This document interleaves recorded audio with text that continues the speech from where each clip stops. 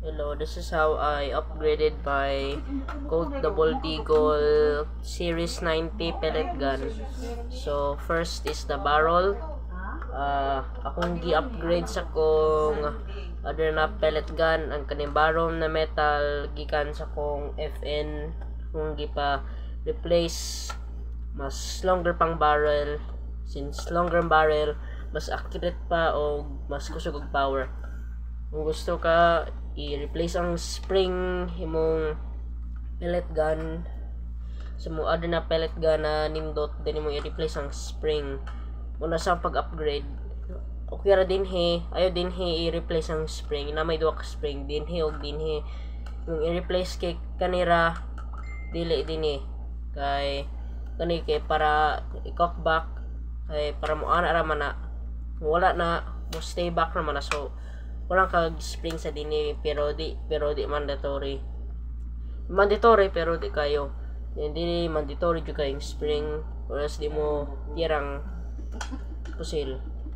And ato ni disassemble next video. Here mag capacity kay 13 or 14 max pellets. So muna na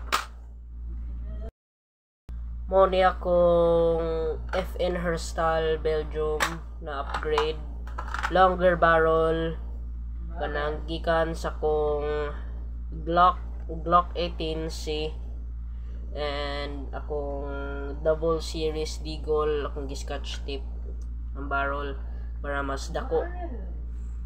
And then our branding pare wanak gi-upgrade ang spring kay okay ra man ang spring mas nindot pa sa kong other pellet gun.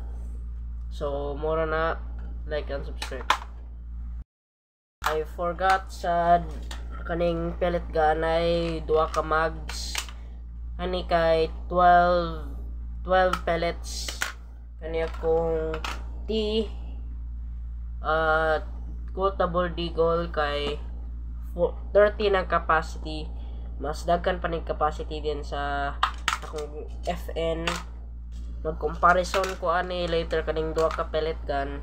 So like and subscribe yung kung gusto ka na review, pero kanang mo nang review later. So like and subscribe.